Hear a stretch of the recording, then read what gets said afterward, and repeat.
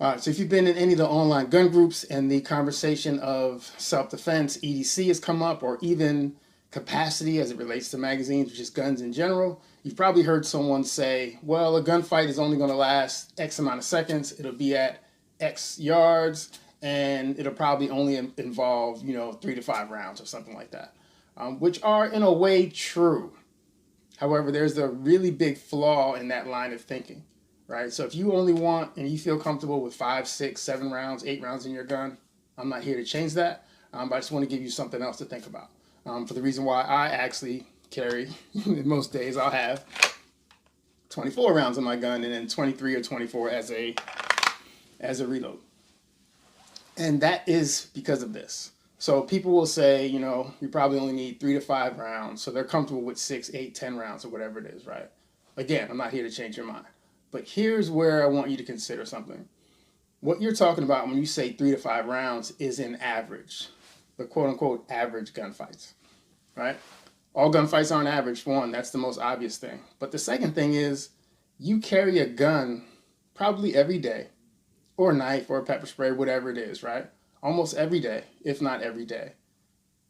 But your average day, you won't need a gun. You won't need a pepper spray. You won't need a knife, right?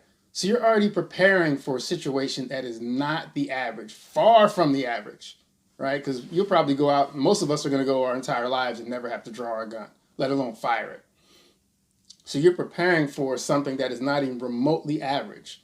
But when the actual situation that is the most important, which would be the gunfight if there is one, or if you have to fire rounds, then suddenly you want to use the average as your baseline, which is not logical. All right, so again, if you want 5 rounds in your gun, that's cool. 5 rounds is better than 0.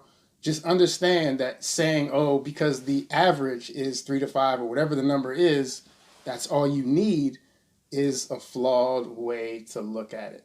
Again, you're practicing, taking courses, hopefully, and you're carrying your legal firearm because of the day that is not average, that one day that stands out because it's not like all the rest of the days. Most of us don't have gunfights every day, right? You won't even have a fist fight every day, let alone a gunfight. So again, by nature, we are people that are preparing for things that are outside of the norm, right? So if that's what you want to do, then keep that energy. Prepare for things that are outside the norm. So I'd much rather have 24 in my gun, another 23 or 24 in reserve, than to have 5 and then suddenly I'm in a gunfight and it's not the average. So don't strive to be average, be better than average. Even though in my other video I know I said I'm an average gunfighter, but that's or shooter. I'm not even a gunfighter at all.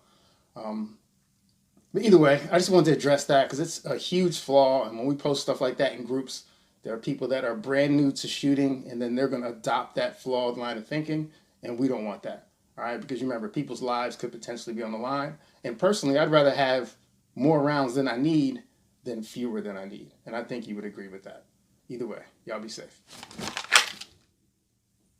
You know about, give me the 14, when it's 14, we kill 14, what you know about, AR-15, the class 16, making us start steam, what you know about, BM-16, yeah, you're 16, the clip 16, what you know about, the AK-47, the X9 and the Mark 11, what you